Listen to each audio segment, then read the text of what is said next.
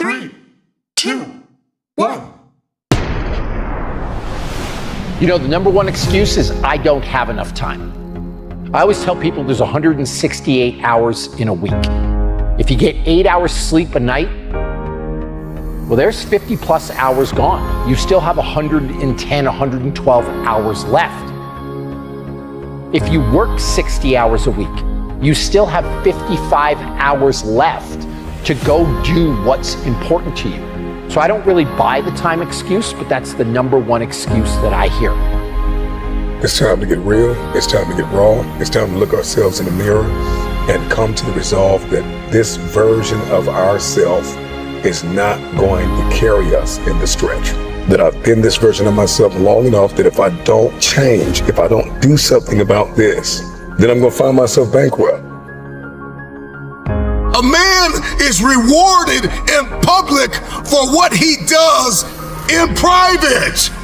Discipline is the single most important thing that you can use when it comes to being successful. Motivation is fleeting. No one wakes up motivated every single day. The key to success that you're looking for, the thing that's going to make your dreams come true, is simple discipline. It's doing what needs to be done even when you don't want to, even when you're not motivated. You're only disciplined once a week. You're only determined twice a week. You're only enthusiastic about the journey on Sundays or Wednesdays. And once you get a covenant, once you make a covenant with who you believe God has called you to be, and you say, you know what? I'm going to commit to this. You're going to put the blood, you're going to put the sweat, you're going to put the tears in, you're going to lose sleep. You're going to go days without eating. You're going to do whatever it takes to make the sacrifices necessary to manifest. We give up too early. And if we just had a little bit of perseverance, if we just worked a little bit harder and just took it a day at a time, our dreams would come true. There are too many people in your life who have left you. There are too many people in your life who have counted you out. There are too many people in your life who have whispered in your ear and said, you'll be worse off without them. Prove them wrong. When I start off my day by investing in myself, I set the tone for the rest of my life and everything else falls into place because I've set a precedent that I'm important, that I'm worth it, that I matter. And so I tell people, invest in you first, and then you have the energy, the drive, the passion to just uplift everybody else in your circle. Physical is the easy part. See, the physical part, all you got to do is show up. If you could show up, again, be all in, ask some questions. Maybe we'll add be willing to suffer a little bit into that mix. You will be okay.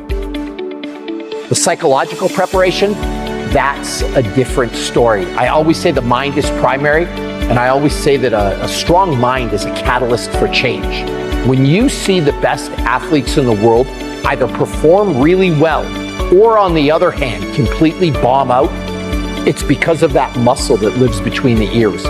We only have so much real estate in our minds and our hearts. We only have so much bandwidth in our mental capacity. And the more distractions, the more delusions, the more negativity that we allow to take up real estate in our hearts and in our minds, the less energy we have to fulfill the call, to fulfill destiny, to manifest the idea. Everything that you think about, that you meditate on, everything that has to your attention has to be worth your time. So now it's time to navigate and do an appraisal of everything that's in our life, everything and everybody in our life. Time to do an appraisal and ask it and ask them this question. Are you worth my time? If you're not, it's time to unplug. Time to unplug. Time to unplug. 3 rules Bobby Maximus lives by. Number 1, show up every single day. Number 2, when you do show up, you want to be all in. You want to be 100% present. And number 3, be curious. Ask some questions along the way. Don't be scared to admit that you don't know everything.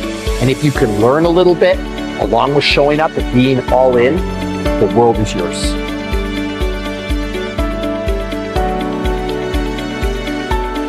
If you want to be good at something, if you want to transform your body, you've got to spend 130 quality hours. And the next question I'm always asked is, what does that look like? It's an hour a day of dedicated practice for 6 straight months. If you want something, if you want to be good at something, you want to accomplish something, you've got to put in the time. And the minimum amount of time that you can put in is an hour a day of dedicated practice for 6 straight months. If you want to be good at something, you've got to do it every day. Like, we look at people like LeBron James. Why is he good at basketball? Because he does it every day. You look at Wayne Gretzky in hockey. Why was Wayne so good in hockey, arguably the greatest of all time? Because he did it every day. And so my number one piece of advice to people, if you want to be good at something, whatever that thing that you desire is, whatever your passion is, do it every single day. That's the real secret to success. We celebrate athletes and we celebrate critical thinkers and innovators and actors, and we praise them and claim them our heroes, and we follow them by the millions. We love what they do in public, but you don't know the story behind the glory. You don't know the blood, the sweat. You didn't see the tears that they cried, the prayers that they prayed, the countless weeks where they went without sleep to get where they are. When you see somebody that's successful, your gut reaction is to think they're lucky. They had a great trainer. They had it easy. If I was in their shoes, I could do it too. And the thing that I would want to say is, these people work harder than you can imagine. They show up every day. They do the work. They suffer. And so when you see somebody on a screen, rather than criticize, be grateful. Rather than try to cut them down, maybe try to learn a little bit from them, because the amount of dedication that goes into that craft, a normal person will never understand. The secret of change is to focus all of our energy, not on fighting the old, but building the new, and specifically behind closed doors where nobody's looking, when no one is there to affirm you, when nobody's there to validate you, when nobody is there to agree with you. You build in the dark and you announce it when it's finished.